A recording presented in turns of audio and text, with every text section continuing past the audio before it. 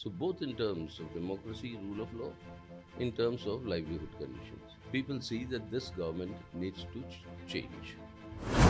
The BMC will finally move towards the BJP. In 2018, when BJP came to power in Tripura, it became the last state for CPIM to lose. In India, CPIM is now in power in Kerala only. And 5 years later, the party is making one big attempt to gain back the lost ground.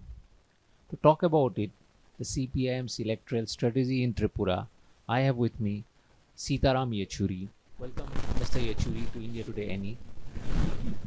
My first question is, do you think the CPIM can come back to power this time in Tripura?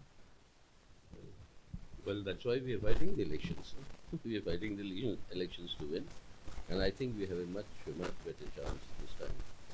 And things are improving by there is a very, very good possibility of returning to form the government. Based on what? Do you think that it's because you have an alliance with Congress, or is it because your party has something better to offer than BJP? Well, primarily it's based on people's experience of the last 5 years. I mean, the 5 years has been a ruthless attack on democracy and the intense repression that was unleashed in not allowing people to exercise their democratic rights, constitutional guarantees of even the local body elections. So, I mean, how it happened. I mean, everybody knows that. And they know that if this sort of a situation continues, there is going to be a complete mayhem. And people's livelihoods have, on top of this, people's livelihoods have been destroyed. All the promises that the BJP made, which gave them a lot of dividend in the last election, of actually making all the teachers, temporary teachers, permanent, that didn't happen. Of implementing the 7th Pay Commission, that didn't happen. Of promising to fill up the vacancies, that didn't happen. In fact, now there are more vacancies than what they were at that point of time. And what has been happening in the sphere of education, a lot of youth are being forced to leave Tripura, looking for either education or job opportunities outside, when a lot more was possible inside the state. But given all these things, and also the sheer livelihood conditions, I mean, which has also got to do with the all India, developments, your price rise, your unemployment.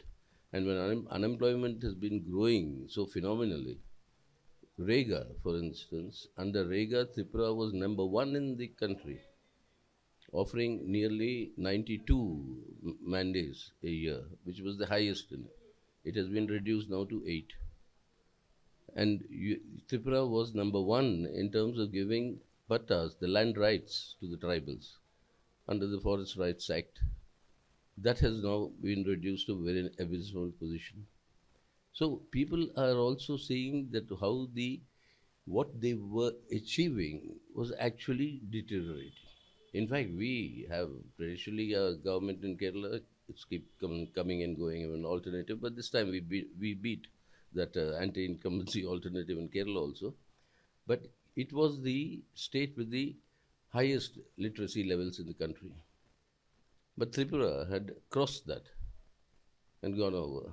But today you look at the situation. So people are actually evaluating and assessing what was there, what was the possibilities, and how it has deteriorated. So both in terms of democracy, rule of law, in terms of livelihood conditions. People see that this government needs to change. This has to go.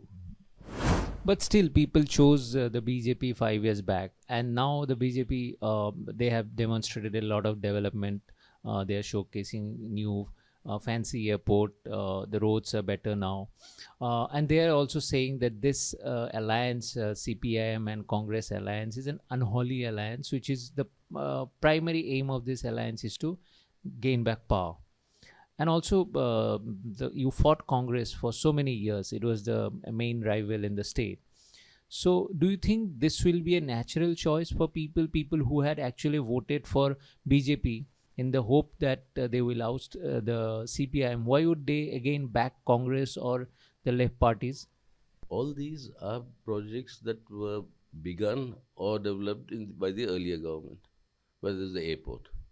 I mean, I was then the chairman of the Parliamentary Standing Committee, which had tourism, uh, transport and culture, which included civil aviation. And I know that how the airport and the contract that was awarded to the airport authority and when it was done. They had nothing to do with it. Most of these roads that they're talking about were the roads, the projects that had begun earlier, and some of them were near completion by the time they came. So all this is living on past laurels, which they had nothing to do with. What they have done after they have come, there's very little to show. The other part of the question you talk about the opportunistic alliance and how people will react. As I told you earlier, people's immediate response, what they want now, is a sense of liberation from what they are facing today of the last 5 years.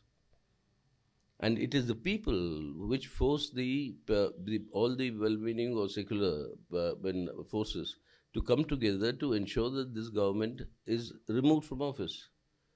It's not so much. The pressure is from the people to saying that don't divide the votes to give BJP the advantage. So this talk of opportunistic, etc., it doesn't gel as far as the people are concerned, because they are telling, and they were even saying that even the Motha should be part of this understanding. First, remove them from government and office, then, healthy politics, you fight against each other. But this sort of a repressive situation, that has to end. You mentioned about well-meaning secular parties that people want all of them to come together, and you mentioned Tipra Motha also. But you didn't talk about TMC. Why have you left out TMC then? Willy-nilly, the PMC will finally move towards the BJP, and which is happening. And today, that is why today, when some people were asking me, you said you don't even give the role of a spoiler to the TMC in Tripura. Yes, exactly. That was my question. That would not there be a split of votes? Means all non-BJP votes, the TMC will take away some, and that will give BJP an advantage. That is their objective. I personally believe their objective is to give that advantage to BJP. That's why they are in the fray. You were saying TMC is playing on behalf of BJP. Whether they are objectively by design playing it or not, objectively, that is what will be the result. People have seen through this now, and they are not going to allow their votes to be wasted by division. As I said, we had faced tremendous pressure from the people saying that you come together. Because like you rightly said, there is a huge baggage between the CPM and the Congress in Tripura. And I'm sure even the Congress feels of the similar nature. But the Congress has, ironically, an advantage in the sense, bulk of those elements had left the Congress, gone to TMC, and then moved to BJP. That element today is in the BJP, actually. That apart, that was an aside. But this baggage is there. But the reason why this has happened again, as I repeat it, is the pressure from the people. So that is why this sort of a seat adjustments took place.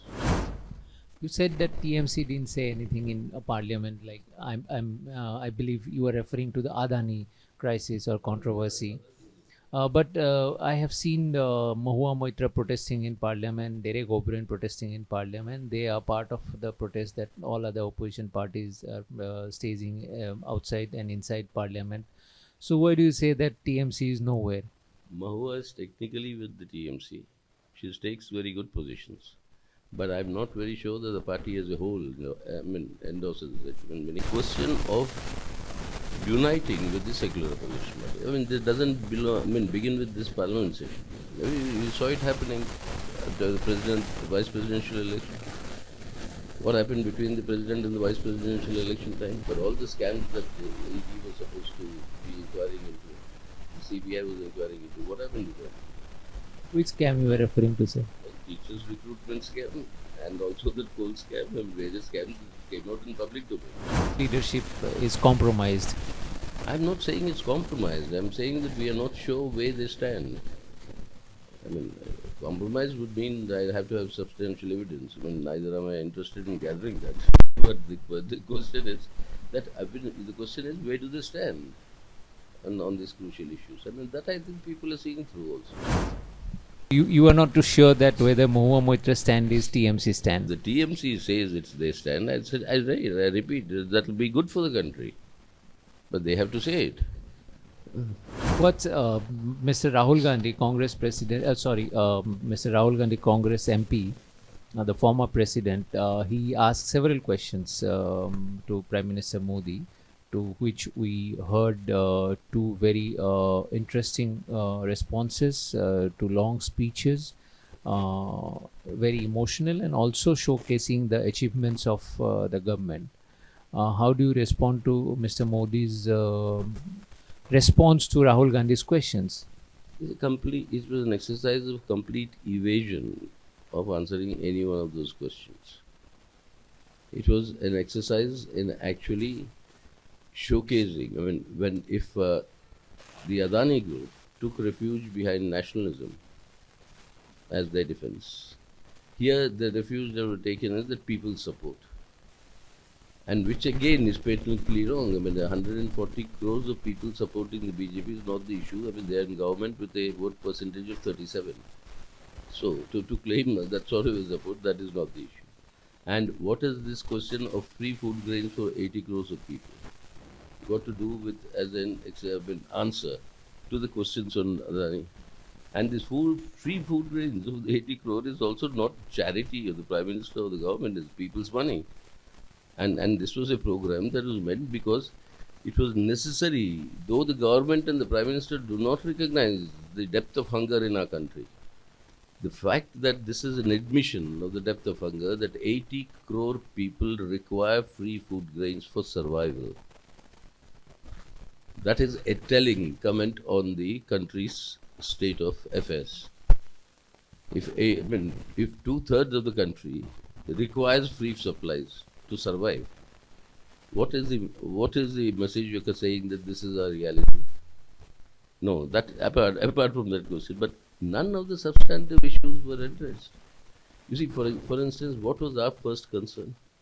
Our first concern was that nearly 40,000 crores of LIC and nearly, 20 plus odd crores of the bank, State Bank of India, were invested into Adani companies. This is people's money. Not only people's money, this is the hard-earned savings of, the working sections of the people, the middle class and all that, for their future security. If that is there and that goes down with the Adani companies, then it's the people who suffer. So to protect the people, you need to inquire. Inquire how you can protect the interests of the people. No, that inquiry needs to be, if there's nothing wrong, as is claimed by the corporate as well as the Prime Minister, then why not have an inquiry? Only you will be vindicated. We will be proven wrong. So why are you not doing it? My last question. I report a lot on the Congress party, and whenever I ask senior Congress leader, they often say this. There's an allegation against you. They say that Mr. Sitaram Yechury is the chief advisor of Mr. Rahul Gandhi, and that's why the Congress, many a time, they take kind of left positions. How do you react to this? For many of the Congress problems, they have even blamed you. The problem is those who are not taken seriously inside the Congress. What can I answer for them? I mean, you see, we are here. We give our opinion candidly, publicly. We are not here doing any sort of deals with anyone. If some leaders accept the argument that we make, reasoning we give, and also the tasks that flow out of that reasoning as being what requires to be done for the country, we are not at fault. Is that there are some people who are able to appreciate better than the others within their party. It's their problem to answer. So are you in a way saying that you do give suggestions or advice to Rahul Gandhi occasionally or regularly? No, it's through conversations. I mean, well, we're there in Parliament. After all, what are our parliamentary interventions? They are basically giving our opinion on what we think should be done in order to improve the situation for the sake of the country and the people. So it was more about a personal advice, not through parliamentary procedure. There has not been one single occasion when I gave unsolicited advice or I was solicited to give advice. Thank you for clarifying this long-standing allegation against you. But it was wonderful talking to you, Mr. Yechury. Thank you for talking to India Today NE.